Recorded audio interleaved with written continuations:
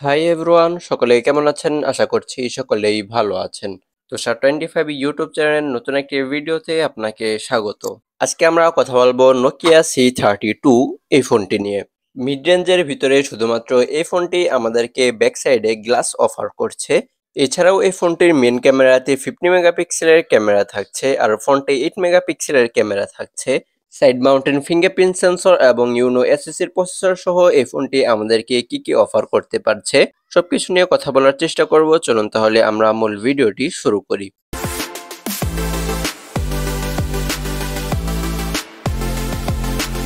প্রথমেই চলুন Nokia C32 এই ফোনটির বক্স কন্টেন্ট নিয়ে কথা বলি। এই ফোনটির বক্স ওপেন করলে আপনারা নোকিয়া C32 এই ফোনটি পেয়ে যাবেন। এছাড়াও বক্সে ইউজার ম্যানুয়াল থাকছে, সিলিকন ব্যাক কভার থাকছে, আর এই ফোনটি চার্জ করার জন্য চার্জার থাকছে। দেন চলুন এই ফোনটির বিল্ড কোয়ালিটি নিয়ে কথা বলি। এই ফোনটি ওয়ান এন্ড অনলি 14,000 টাকার ভিতরে ব্যাক সাইডে গ্লাস দিচ্ছে।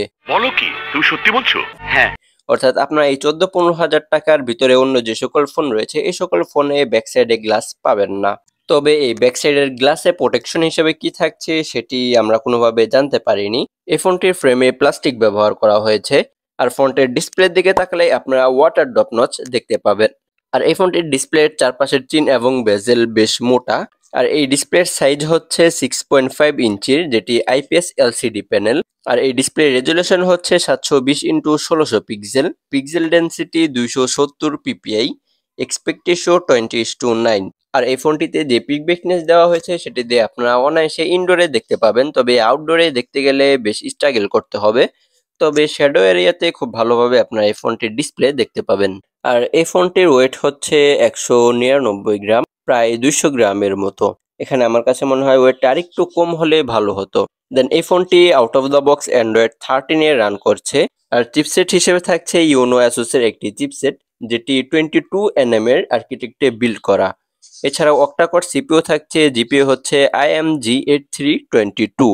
নোকিয়া C32 এই ফোনটি আপনারা 4টি র্যাম রোম ভেরিয়েন্টে পেয়ে যাবেন, যার বেস ভেরিয়েন্ট শুরু হচ্ছে 3GB 64GB থেকে, অর্থাৎ 3GB RAM 64GB ROM, 4GB RAM 64GB ROM, 4GB RAM 128GB ROM, 6GB RAM 128GB ROM, আর রোম টাইপ হচ্ছে EMM 5.1।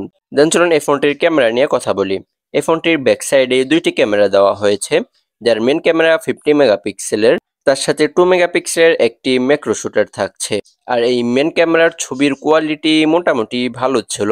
এই বাজেটের অন্যান্য যে ফোনের যেরকম কোয়ালিটি তার কাছাকাছি ছিল।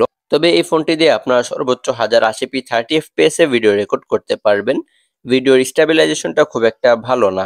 আর ফোনটি 8 মেগাপিক্সেলের ক্যামেরা থাকছে, যেটা দিয়েও 1080p 30fps এ ভিডিও রেকর্ড করতে পারবেন। এই ফোনটির সাউন্ড কোয়ালিটি মোটামুটি ভালো ছিল, তবে ফুল ভলিউমে একটু ডিস্টরশন লক্ষ্য করা যায়। তবে আপনারা এই ফোনটিতে 3.5mm এর হেডফোন জ্যাকটি পেয়ে যাবেন। আর ব্লুটুথ ভার্সন হিসেবে থাকছে 5.2, যেটি অন্যান্য ডিভাইসের সাথে কানেক্ট হতে একটু সময় লাগছিল।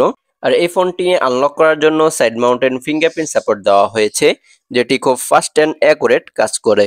আর নোকিয়ার এই ফোনটিতে একটা জিনিস আমার কাছে ভালো লেগেছে, যদিও বা এটা ইউজলেস একটা বিষয়, সেটি হচ্ছে এই ফোনটি দিয়ে আপনারা ওয়্যারলেস এফএম রেডিও শুনতে পারবেন। এইটা তুমি একটা কথা কইলে ভাই।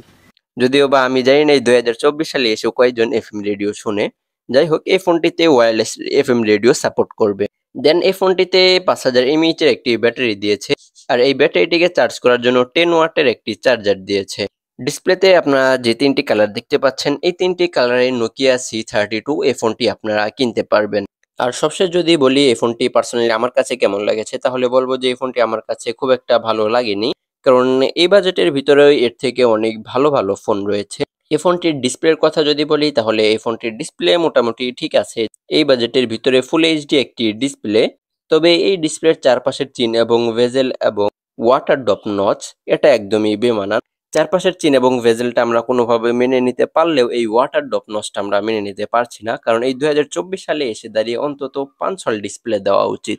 আর এই ফোনটিতে যে চিপসেটটি ব্যবহার করা হয়েছে সেটি খুবই আহামরি কোনো চিপসেট না, তবে এই ফোনটি দিয়ে আপনারা মোটামুটি গেমিং করতে পারবেন। খুব যে আহামরি গেমিং করতে পারবেন তা না, টাইম পাস করার জন্য গেমিং করতে পারবেন।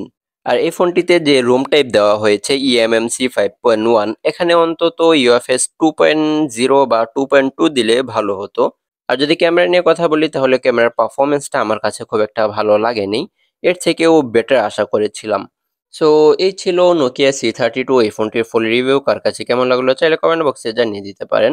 আর খুব শীঘ্রই আমরা নতুন একটি ভিডিও নিয়ে হাজির হচ্ছি। সে পর্যন্ত ভালো থাকবেন, সুস্থ থাকবেন, আর অবশ্যই আমাদের চ্যানেলটি সাবস্ক্রাইব করে আমাদের পাশেই থাকবেন।